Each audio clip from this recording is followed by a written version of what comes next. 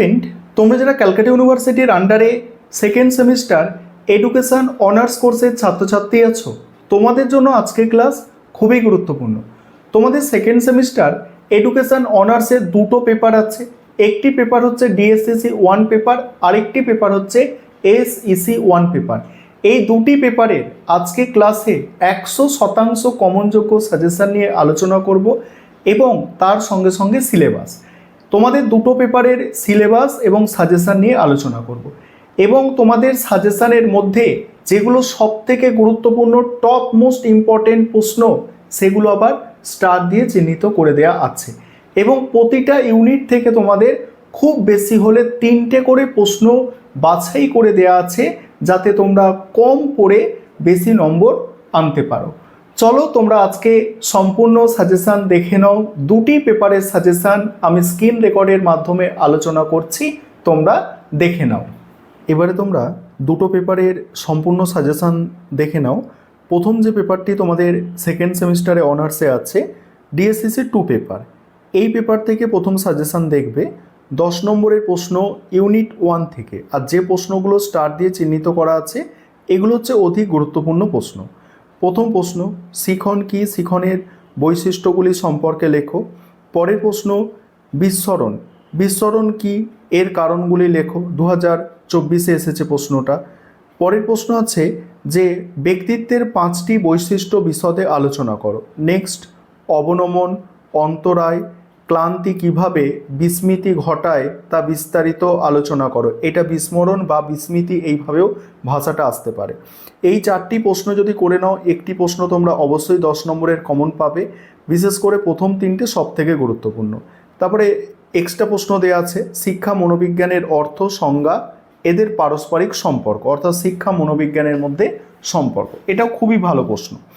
এবার ইউনিট 2 থেকে 10 নম্বরের প্রশ্ন দেখো। ইউনিট 2 থেকে আছে প্রথম প্রশ্ন, 1 নম্বর প্রশ্ন আছে পিয়াজের তত্ত্ব অনুযায়ী জ্ঞানমূলক বিকাশের বিভিন্ন স্তরগুলির শিক্ষাগত তাৎপর্য সহ আলোচনা করো। পরের প্রশ্ন আছে এরিকসনের মতে আস্থা বনাম অনাস্থা শিশুর মধ্যে কিভাবে গঠিত হয়, এই ক্ষেত্রে মা বাবার ভূমিকা কী। তারপরের প্রশ্ন দেখো 3 নম্বর প্রশ্ন। এবারে দেখো 3 নম্বর প্রশ্ন আছে ভাইগাটস্কি, ভাইগাটস্কির ভাষার বিকাশ ও সহায়তা দান সম্পর্কে বিস্তারিত আলোচনা করো। তারপরের প্রশ্ন, ভাইগাটস্কির সামাজিক বিকাশের তত্ত্বটির শিক্ষাগত তাৎপর্য সহ বিস্তারিতভাবে আলোচনা করো। নেক্সট, পরের প্রশ্ন, কোহলবার্গের নৈতিক বিকাশের তত্ত্বটি শিক্ষাগত তাৎপর্য সহ আলোচনা করো। এবার দেখো যেগুলো স্টার দিয়ে চিহ্নিত করা আছে, যেমন এখানে প্রথম 3টে প্রশ্ন সব থেকে গুরুত্বপূর্ণ। তারপরে 3 নম্বর ইউনিট থেকে প্রথম প্রশ্ন আছে গিলফোর্ডের ধী শক্তির গঠন তত্ত্বটি ব্যাখ্যা করো। 24-এ এসেছে, খুবই গুরুত্বপূর্ণ প্রশ্ন। পরের প্রশ্ন হচ্ছে বুদ্ধির অভিজ্ঞার প্রকারগুলি উপযুক্ত উদাহরণ সহ বিস্তারিত আলোচনা করো। তারপরে দেখো তারপরের প্রশ্ন আছে থর্নডাইক, থর্নডাইক কীভাবে বুদ্ধির তত্ত্বটি ব্যাখ্যা করেছেন তা বিশদে আলোচনা করো। পরের প্রশ্ন দেখো গর্ডানারের বহুমুখী বুদ্ধির তত্ত্বটি বিস্তারিত আলোচনা করো। এক্সট্রা প্রশ্ন দেওয়া আছে। তারপরে পাক্ষবিক বুদ্ধি এবং ইকিউ এর ধারণা বিশদে আলোচনা করো এবং শিক্ষাক্ষেত্রে এর গুরুত্ব লেখো। তারপর 5 নম্বরের প্রশ্ন দেখো ইউনিট 1 থেকে আছে। ইউনিট 1 থেকে 5 নম্বরের প্রশ্নের সাজেশান নিয়ে আলোচনা করব এবং বাকি সাজেশানের অংশটুকু আলোচনা করব। তার আগে যে বিষয়টা তোমাদের বলার আছে যে তোমাদের জন্য অনার্সের এই দুটি পেপারের স্টাডি মেটেরিয়াল অর্থাৎ পিডিএফ নোটস আমাদের রেডি আছে। তোমরা যদি কেউ স্টাডি মেটেরিয়াল পারচেস করতে চাও অবশ্যই তোমরা স্ক্রিনে দেওয়া নম্বরে যোগাযোগ করতে পারো। দেখে নাও 5 নম্বরের প্রশ্ন। প্রথম প্রশ্ন আছে শিক্ষার সাথে মনোবিদ্যা কিভাবে সম্পর্কযুক্ত ব্যাখ্যা করো। তারপরের প্রশ্ন স্মৃতি উন্নত করার যে কোনো 5টি উপায় উল্লেখ করো। নেক্সট, ব্যক্তিত্বের লক্ষণ সম্পর্কে টিকা। নেক্সট, শিক্ষা ও মনোবিজ্ঞানের একটি করে সংজ্ঞা দাও। মনোবিজ্ঞান কিভাবে শিক্ষাকে প্রভাবিত করে। তারপরে আছে স্মৃতির প্রক্রিয়াগুলি বর্ণনা করো। এবার ইউনিট 2 থেকে দেখো। ইউনিট 2 থেকে আছে এরিকসনের মতে কৈশোর পর্যায়ে মানসিক মনোসামাজিক বিকাশ বর্ণনা করো। 2024-এ এসেছিল, মোস্ট ইম্পর্টেন্ট প্রশ্ন। তারপরে কোহলবার্গের মতে একটি ব্যক্তির মধ্যে নৈতিক বিকাশ কিভাবে ঘটে। পরের প্রশ্ন আছে পিয়াজের জ্ঞানমূলক বিকাশের তত্ত্বের শিক্ষাগত তাৎপর্য সংক্ষেপে লেখো। নেক্সট আছে ভাইগটস্কির জেডপিডি এবং স্ক্যালফোল্ডিং এর ধারণা সংক্ষেপে আলোচনা করো। পরের প্রশ্ন এরিকসনের মতে মনোসামাজিক দ্বন্দ্ব কী। এবার 3 নম্বর ইউনিট থেকে দেখো, 3 নম্বর ইউনিট থেকে আছে প্রথম প্রশ্ন শিক্ষাক্ষেত্রে বুদ্ধির অভিক্ষার 5টি ব্যবহার লেখো। নেক্সট আছে পাক্ষবিক বুদ্ধির ধারণাটি সংক্ষেপে বোঝাও। স্পিয়ারম্যানের বুদ্ধির দ্বি-উপাদান তত্ত্বটি লেখো। নেক্সট হচ্ছে যে শিক্ষাক্ষেত্রে স্পিয়ারম্যানের দ্বি-উপাদান তত্ত্বটির অবদান কী। এবারে তারপরে আছে বুদ্ধির ধারণার সংজ্ঞা আর প্রকৃতি সংক্ষেপে লেখো। এবারে তোমাদের দ্বিতীয় যে paper aspect of Democratic citizenship অর্থাৎ গণতান্ত্রিক নাগরিকত্বের দিক, এই যে পেপারটি আছে এই পেপারের সাজেশন তোমরা দেখো। আর এখানে যে সাজেশন দেওয়া হয়েছে তোমরা নিশ্চিত থাকতে পারো যে এখান থেকেই তোমরা কমন পাবে। এবার 10 নম্বরের প্রশ্ন এখান থেকে প্রথমেই দেখো ইউনিট 1-এর প্রথম প্রশ্ন আছে যে ভারতীয় সংবিধানে বর্ণিত নাগরিকদের মৌলিক কর্তব্যসমূহ বিশদে আলোচনা করো।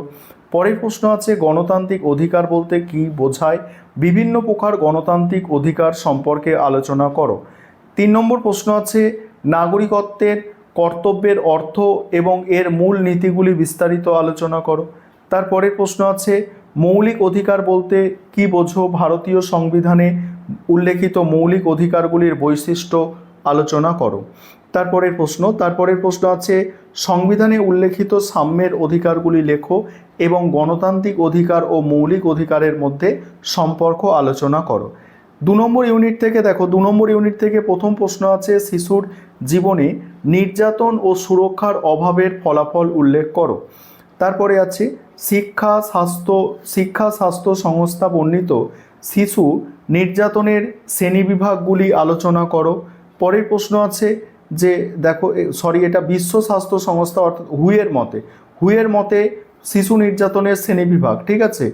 পরের প্রশ্ন আছে শিশুর অধিকারের প্রয়োজনীয়তা এবং শ্রেণীবিভাগ সম্পর্কে বিস্তারিত আলোচনা। তারপরে আছে শিশু সুরক্ষা বলতে কী বোঝো, শিশুদের সুরক্ষায় পস্কো আইনের ভূমিকা ও আইনি পদক্ষেপ বিস্তারিত আলোচনা করো। তারপরে একটা এক্সট্রা প্রশ্ন দেওয়া আছে, দেখে নাও 5 দাগের। 3 নম্বর ইউনিট থেকে যেটা আছে দেখো, প্রথম প্রশ্ন মোস্ট ইম্পর্টেন্ট প্রশ্ন 24-এ এসেছে এমন প্রশ্ন গার্হস্থ্য হিংসায় শারীরিক পাক্ষবজনিত এবং অর্থনৈতিক নির্যাতন সম্পর্কে আলোচনা করো। দ্বিতীয় প্রশ্ন হচ্ছে পুরুষ সুরক্ষায় গার্হস্থ্য হিংসা আইন 2005 এর মূল বিষয়সমূহ বিস্তারিত আলোচনা করো। তারপরে গার্হস্থ্য হিংসা প্রতিরোধের প্রয়োজনীয়তা কী, গার্হস্থ্য হিংসা আইনের মৌলিক বৈশিষ্ট্যগুলি আলোচনা করো। নেক্সট গার্হস্থ্য হিংসা বা পারিবারিক হিংসা বলতে কী বোঝো, এর বিভিন্ন প্রকারভেদ উদাহরণসহ আলোচনা করো। এবং তারপরে একটা এক্সট্রা প্রশ্ন দেওয়া আছে, দেখে নাও। এবার 5 নম্বরের প্রশ্ন এসএসসি পেপার থেকে যেগুলো করতে হচ্ছে, প্রথম প্রশ্ন আছে সংবিধানে উল্লেখিত সাম্যের অধিকারগুলি লেখো। দ্বিতীয় প্রশ্ন আছে গণতান্ত্রিক অধিকার বলতে কী বোঝায়, গণতান্ত্রিক অধিকার। 3 নম্বর প্রশ্ন গণতান্ত্রিক অধিকার, দেখো এখানে তাহলে কি বললাম, এটা 2 নম্বর প্রশ্ন বললাম গণতান্ত্রিক অধিকার বলতে কী বোঝায়। এবং 3 নম্বর প্রশ্ন, এই প্রশ্নটা রিপিট হয়ে গেছে, এটা একই প্রশ্ন আছে গণতান্ত্রিক অধিকার। তারপরে ভারতের সংবিধানে উল্লেখিত মৌলিক অধিকারের যে কোনো 5টি বৈশিষ্ট্য, নাগরিকত্বের কর্তব্যের মূল নীতিগুলি আলোচনা করো বা সংক্ষেপে লেখো। ইউনিট 2 থেকে আছে দেখো পস্কো আইন, তারপরে শিশু অধিকারের ধারণা, শিশু সুরক্ষা বলতে কী বোঝো, শিশু নির্যাতনের শ্রেণীবিভাগ সম্পর্কে আলোচনা, তারপর শিশুর জীবনে সুরক্ষার অভাবের প্রধান 5টি ফলাফল।